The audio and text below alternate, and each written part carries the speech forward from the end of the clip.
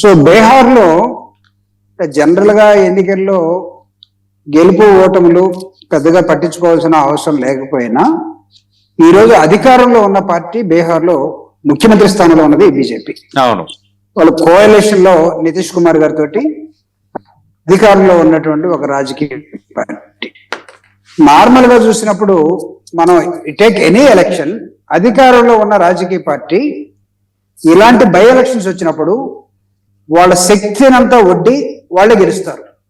ఇది ప్రాక్టికల్ గా మనకి ల్యాబ్ టెస్ట్ గా నిలబడినటువంటి అనేకమైనటువంటి ఎగ్జాంపుల్స్ మనం తీయచ్చు. ప్రతి ఒక్క రాష్ట్రంలో, ప్రతి దేశంలో కూడా జనరల్ గా బై ఎలక్షన్ వచ్చినప్పుడు అధికారంలో ఉన్న రాజకీయ పార్టీ ఖచ్చితంగా గెలుస్తుంది. ఇక్కడ ఆలోచించాల్సిన అవసరం పేరు ప్రఖ్యాతులు ఉన్నటువంటి ఒక రాజకీయ పార్టీగా ఏర్పడినటువంటి రీసెంట్ గా, అంతకుముందు అన్ని రాజకీయ పార్టీలని అధికారంలోకి తీసుకొస్తాను, లేకపోతే నేను చెప్పినటువంటి జరుగుతాయి అని చెప్పే ఒక వ్యక్తి ఈరోజు అక్కడ అధికారంలో ఉన్న రాజకీయ పార్టీని బై ఎలక్షన్స్ లో ఓడించినటువంటి ఒక హిస్టరీ అక్కడ కనపడతా ఉంది. దీన్ని మామూలుగా ఓడిపోయిన రాజకీయ పార్టీ ఎలా తీసుకుంటుంది, గెలిచినటువంటి ఆ రాజకీయ పార్టీ ఎలా తీసుకుంటుంది, లేకపోతే నిలబడకుండా స్పెక్టేటర్ గా ఉండి లేకపోతే నిలబడి ఓడిపోయిన రాజకీయ పార్టీ ఎలా తీసుకుంటాయి. So there is a lot of time, ఆ టైంకి వదిలేద్దాం మనం. But it's a lesson to the political party which is in power.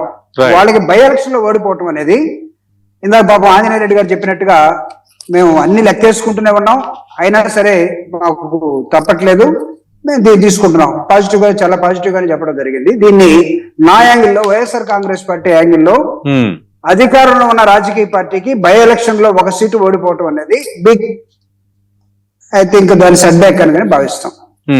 దీని నేషనల్ పాలిటిక్స్ లో నిన్నగాక మన జరిగినటువంటి కాక్రోచ్ ఉద్యమ ప్రభావం కానీ, బీహార్ లో స్టన్ గన్ చూపించినటువంటి అంశం కానీ, లేకపోతే దేశవ్యాప్తంగా విద్యార్థులు వాళ్ళు మూవ్ అయినటువంటి ఒక మూవ్మెంట్ కానీ, ఇది అన్ని రాజకీయ పార్టీల్ని ఆశ్చర్యపరిచినటువంటి ఒక విద్యార్థి ఉద్యమం.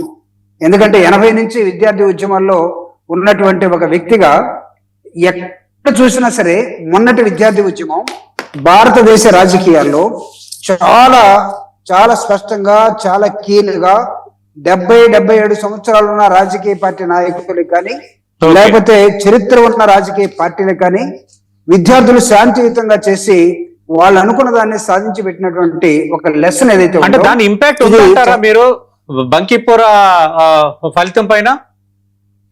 సార్ అంటే దాని ఇంపాక్ట్ ఉందనే మీ అభిప్రాయమా? లేదని చెప్పే సాహసం నేను చేయట్లేదు, ఖచ్చితంగా ఉంటుంది. For everything there will be an impact. ఒకవేళ అదే నిజమైతే మరి మధ్యప్రదేశ్, గుజరాత్ ఉప ఎన్నికలు భారతీయ జనతా పార్టీ సిట్టింగ్ స్థానాలను తిరిగి నిలబెట్టుకుంది, మరి దాన్ని ఏమనాలి? ఉంటే ఇంపాక్ట్ అన్ని చోట్ల ఉండాలి కదా. ఉండొచ్చు, ఉండకపోవచ్చు. అక్కడ నేను అనేది దాన్ని పాజిటివ్ గా తీసుకుంటారు, లేదా దాన్ని దాన్ని చర్చ పెట్టినట్టు దాన్ని కూడా చర్చిద్దాం.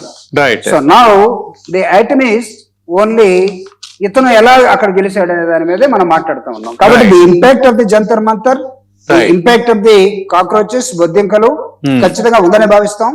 అయితే ఇందాక నేను ఒక మాట చెప్పాను, అధికారంలో ఉన్న రాజకీయ పార్టీ శక్తి సామర్థ్యాల్ని మొత్తం ఉపయోగించి గెలుచుకునే ఒక సాంప్రదాయం దేశంలో ఉంది. రైట్, అవును. ఆ పద్ధతిలో మీరు చేసినటువంటి మధ్యప్రదేశ్ లో గానీ ఇంకో చోట జరిగి ఉండొచ్చేమో. ఇక్కడ ఎందుకు జరగలేదో, ఎందుకు ఏ విధంగా వచ్చిందో ఇది చూడాలి.